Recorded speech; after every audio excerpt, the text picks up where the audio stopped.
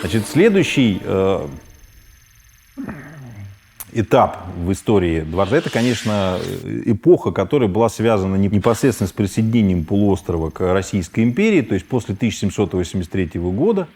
Но есть еще одна дата. 1774 год, это Кючук-Кайнарджийский мирный договор, согласно которому Крымское ханство обрело так называемую независимость. Это был политический жест такой, согласованный между Российской империей и Османской империей. И турецкие владения на южном берегу отошли непосредственно в состав ханства. И вот такое полумарионеточное государство существовало порядка 9 лет до непосредственно его окончательного присоединения к Российской империи. И этот период характеризуется тем, что как раз дворец Бахчисарайский был оставлен. Хан Шахин-Гирай предпочел построить новый дворец в Кафе, в современной Феодосии. Этот дворец, к сожалению, тоже не дошел до наших дней, тоже довольно подробно описан путешественниками. В частности, вот такой был Франсиско де Миранда, латиноамериканский, венесуэльский на самом деле, политический деятель, гуманист, который на тот момент совершал путешествие по России. И вот он описывает этот дворец в Кафе, который Шахин-Гирай попытался построить. Значит, его манило море, его манил выход на какие-то морские просторы. Он забросил Бахчисарай, и благодаря этому к 1783 году дворец пришел в запустение. И когда мы сталкиваемся с попытками уже российских властей привести этот дворец в порядок, это было, конечно, связано, естественно, с визитом Екатерины 1787 года, ее знаменитому вояжу. Но получается, что почти 15 лет этот дворец был в небрежении, то есть его никто не занимался, там никто не жил. Разумеется, что сама система строительства этого дворца, она предусматривает, что его постоянно должны топить, его постоянно должны, зимой, разумеется, его должны реставрировать. И это процесс, который нельзя прекращать. Значит, как только его заканчивают, дворец приходит в негодность. Это сама архитектура и сама техника строительства, это, как правило, то, что называется в европейском строительном лексиконе, называется фахверк, а вообще это колыб, то есть это глина, как правило. Первые этажи каменные, вторые этажи — это деревянный каркас, который заполнен глиной. Это глина с саманом, значит, получается вот такой вот очень прочный, с одной стороны, а с другой стороны, очень приспособленный, в том числе к землетрясениям, материал. Конструкции, на самом деле, которые стоят довольно долго, но их надо постоянно обновлять. Иначе, значит, это неизбежно приведет к разрушениям и обветшанию. Так произошло и с Бахчисарайским дворцом. И вот к 1787 году относится первая реставрация дворца, которая произошла непосредственно уже под визит Екатерины Великой. Я забегу вперед и скажу, что потом, в дальнейшем, практически каждый визит императора сопровождался такими ремонтами. Они в разной степени были разрушительны, иногда это были лишь косметические ремонты, но иногда они действительно носили, в общем, такой, я бы сказал, катастрофический характер, как это произошло, например, с ремонтами 1820-х годов. Вот сейчас о них тоже немножко поговорим. В 1787 году, непосредственно к приезду Екатерины, как вы знаете, это ее путешествие в вновь приобретенную Тавриду было обставлено с большой помпой, были сооружены путевые дворцы, так называемые. Их, к сожалению, сейчас практически не осталось, только в таком плохом состоянии. Есть один в Старом Крыму, насколько я помню. Памятниками этого путешествия есть несколько миль, так называемых, екатерининских, одна из которых, кстати, стоит непосредственно в Бахчисарае перед дворцом. Это те столбы, которые поставлены были по маршруту ее движения на полуострове. Их сейчас осталось, по-моему, 2 всего. Один по дороге из Симферополя в Бахчисарай, один стоит, значит, на площади. Значит, что произошло в 1787 году? К его приезду готовились, и естественно, что предполагалось, что она остановится как раз в Бахчисарайском ханском дворце. Как я уже сказал, было 2 места. Первоначально думали о том, что это будет Ашлама, но потом власти решили, что поскольку подъехать туда было очень тяжело, там нельзя было оставить карету, поэтому был выбран Бахчисарайский дворец. Естественно, что нужно было для нее и для ее свита, я напомню, что она путешествовала не в одиночестве, а с царственными особами, и нужно было подготовить соответствующие помещения. Вот для этого были переоборудованы комнаты на втором этаже покоя, были специально сделаны для нее соответствующие помещения. Ряд строений во дворце и перед ним был разобран, было заново сделано мощение улицы непосредственно перед дворцом. Заново части дворцовых зданий были оштукатурены, покрашены и так далее. На самом деле это был первый такой абсолютно не научный, естественно, приспособленный под визит императрицы, такой вот этап реставрации или даже, лучше бы сказать, поновления дворца и приспособления его под нужды, соответственно, Екатерины и ее свиты. Значит, после того, как этот визит состоялся, она там, кстати сказать, выезжала. Она была несколько дней на территории дворца, ночевала там. Ее поразило, кстати сказать, пение муэдзина, там призыв на молитву она несколько раз слышала, даже сочинила стихотворение по этому поводу. После этого довольно долгое время дворец находился в ведомстве Министерства внутренних дел и особого внимания не привлекал. Никаких работ там не было, никакие чиновники, там не проживали, и был смотритель дворца, который должен был обеспечивать сохранность, но никаких строительных работ не велось. Значит, что важно, в 787 году был переустроен фонтанный дворик. Значит, знаменитый фонтан слез, который сейчас находится в этом фонтанном дворике, значит, он там не находился. Вся система этого фонтанного дворика была перестроена, убрана лестница, и фонтан был передвинут от другого дюрбе непосредственно туда. Поэтому то, что мы знаем там по Пушкину и по другим путешественникам этого времени, это, в общем, в значительной степени некая попытка воссоздать такой псевдоориентальный облик, и псевдоориентальный пейзаж, которым были полны тогда европейские сочинения. Европа начинает познавать Восток через Османскую империю, и вот такой кусок этой условно Османской империи появляется в империи российской. Поэтому тогдашние деятели, и деятели культуры, и политические деятели склонны были это все так апоэтизировать, но через призму такого европейского взгляда на вещи.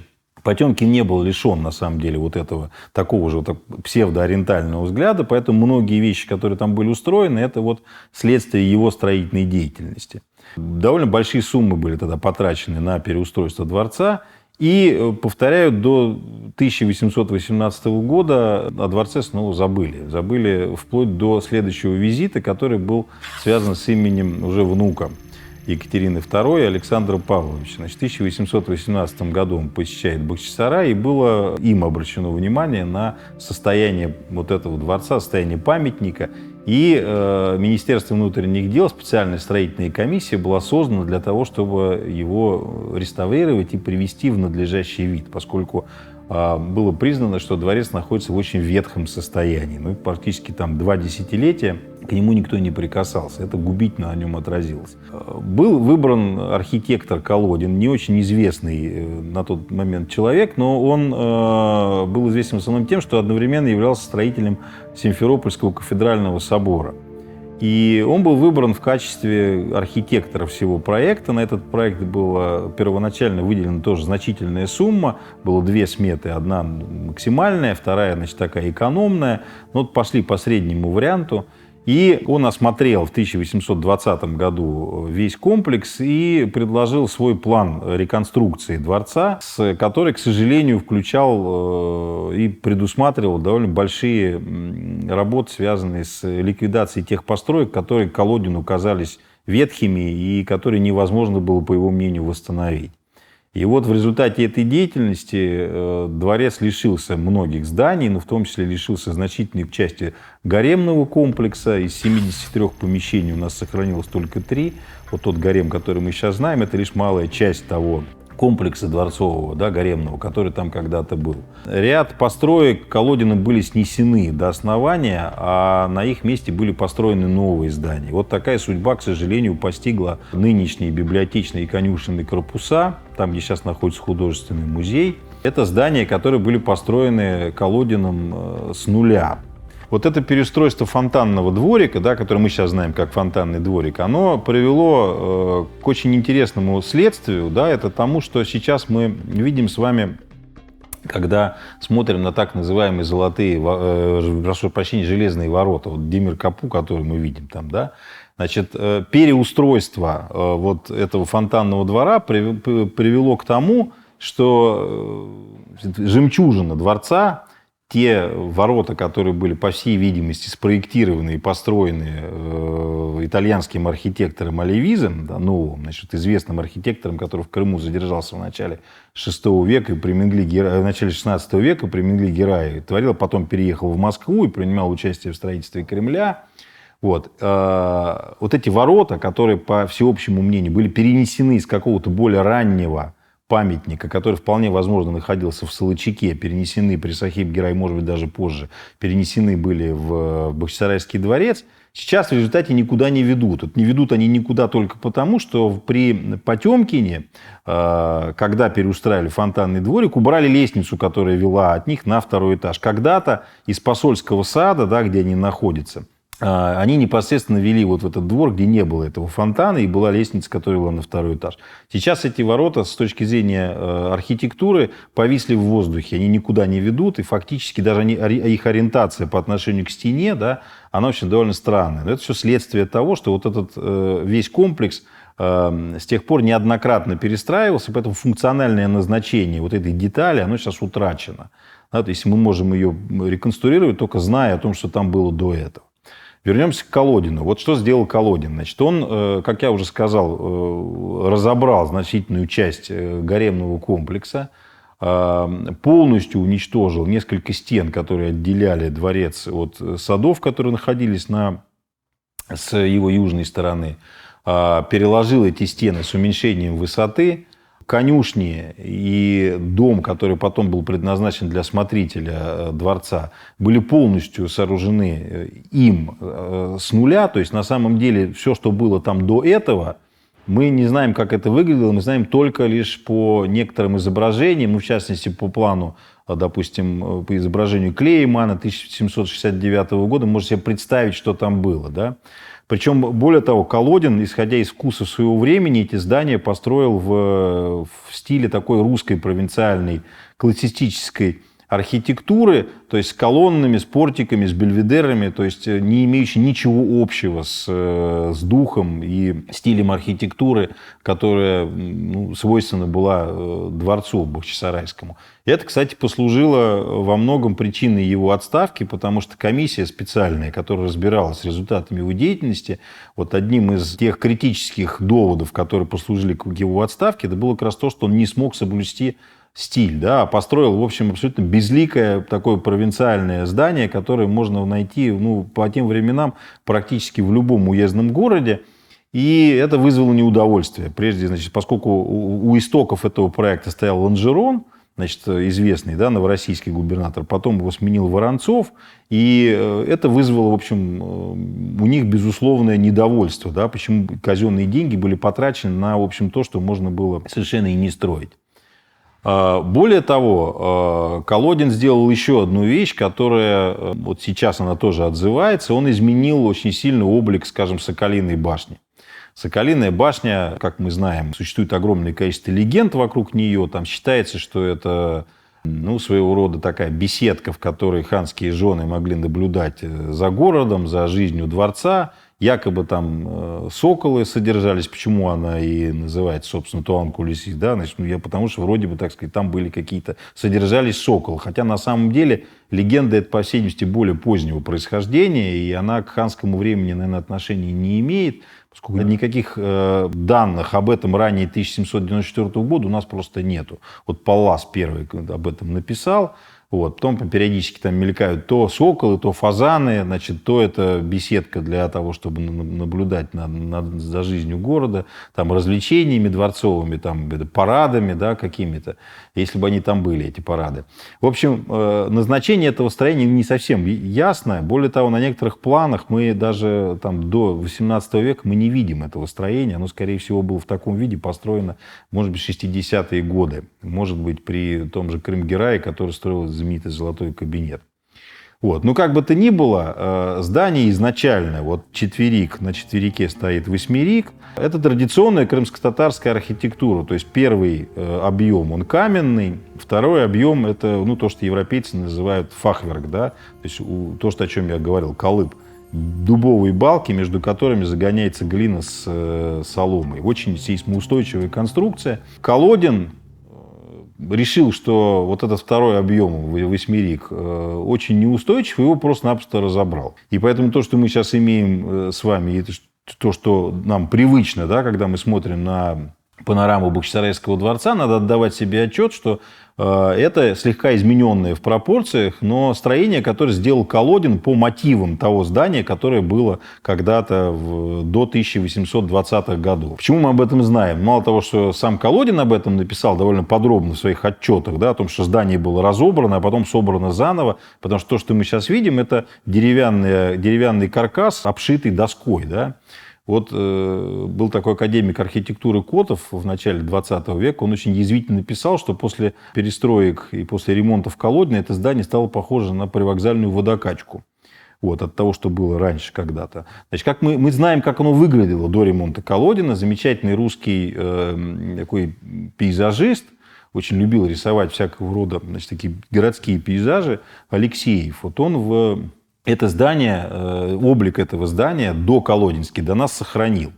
И это здание совершенно других пропорций, совершенно другое впечатление производит, более масштабное, более массивное, более, на самом деле, такое, я бы сказал, более интересное с точки зрения того, как это с архитектурной, прежде всего, точки зрения. Вот. Но как бы то ни было, вот, значит, Колодин эту башню разобрал до четверика и собрал заново с изменением пропорций, с изменением материала, из которого это было построено. К счастью, деятельность Колодина была в какой-то момент прекращена. Причина была, в общем, довольно прозаичная. Это недостаток средств и вот те самые претензии к нему относительно изменения облика дворца. Потому что, значит, опять же, вспоминаем о том, что русские государи, императоры очень хотели видеть в этом остатке крымско-татарской старины вот тот самый ориентальный или псевдоориентальный вкус, которым болела тогда вся Европа. И для них было важно сохранить вот это вот хотя бы подобие вот этой старины исламской, да, хотя все прекрасно понимали, что и в обстановке, и во внешнем облике многое соблюсти уже не удастся. Но для них был важен, в общем, момент такой вот этого внешнего облика. Колодин был отстранен, на его место был представлен другой архитектор, Эльсон, который довольно быстро закончил этот ремонт, переоснастив те строения, которые были Колодиным заново выстроены. Он изменил их фасады, изменил уже в том ключе и в том стиле, который был изначально задуман. И вот внешний облик, например, библиотечного конюшенного корпуса, отчасти Соколиной башни и гарема, это то, что до нас совместный плод творчества Колодина, Эльсона и, значит, того, что было сделано уже после них. Наступает период, который не очень хорошо, к сожалению, отражен в документах. Мы знаем, например, что в 1828 году был построен фонтан во внутреннем дворе, да, который сейчас мы знаем как фонтан Александра, уже, так сказать, мемориальный фонтан, который, к счастью, сохранился. И, видимо, кстати, архитектором был все тот же Эльсон, то есть тот, который перестраивал уже Колодина. Если говорить о дальнейших утратах, то, к сожалению, они были. Был полностью потом разобран Персидский сад, так называемый, частью которого была Соколиная башня. И таким образом к началу 20 века дворец подошел более или менее в том виде, в котором он сейчас, слава богу, сохраняется. Вот уже в это время научная общественность начинает понимать важность этого памятника, начинает создавать всевозможные комиссии и привлекать специалистов для уже научной реставрации, сначала научной фиксации, а потом научной реставрации этого памятника. И вот начинают работать довольно известные по тем временам специалисты, такие как Никодим Павлович Кондаков, Котов, Айналов, то есть люди, которые на самом деле составили славу российской архитектуры и искусствоведения. Скажем, Айналов известный специалист по живописи византийской. Вот он изучал живопись Бахчисарайского дворца, там целую статью по этому поводу написал. Вот. И создается комиссия при археологической комиссии императорской в Петербурге, которая как раз несколько лет работала, и ее заслуги состоят в том, что впервые был заложен такой научный фундамент изучения дворца с точки зрения истории его бытования, с точки зрения его строительства. Они впервые начинают расчищать стены в поисках первоначальной декорации. Они впервые начинают искать там фрески еще ханского времени. И, кстати сказать, их находят. Они впервые обращают внимание на вот эти поновления, которые были сделаны во время реставрации Колодина. Совершенно справедливо их отвергают как ненаучные.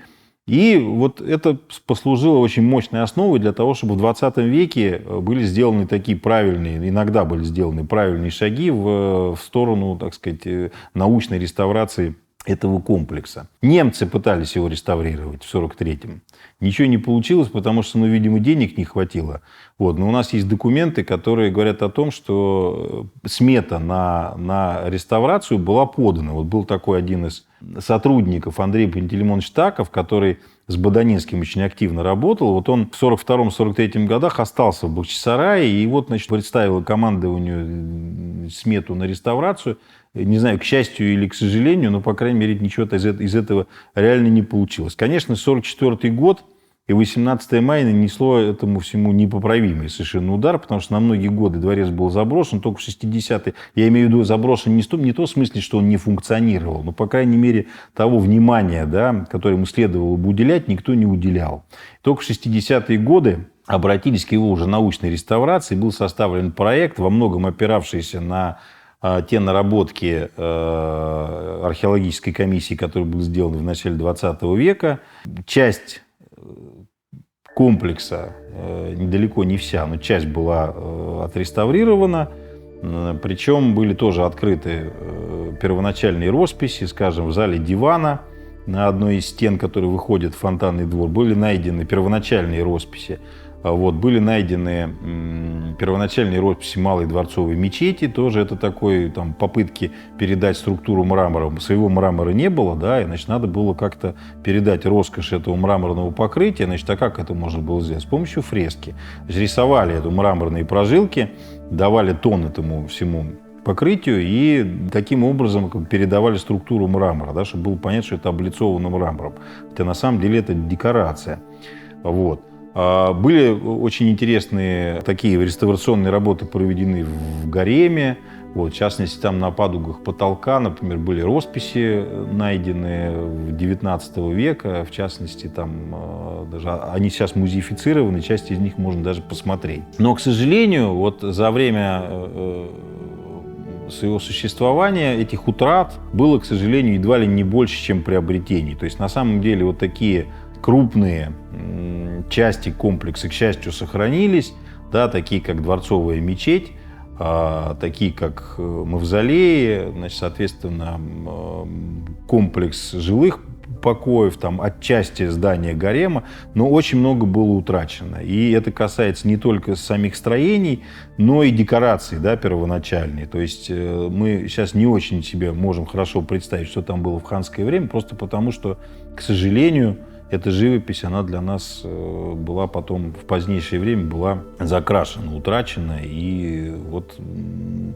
догадаться можно об этом только путем расчисток и музеификации этих поверхностей.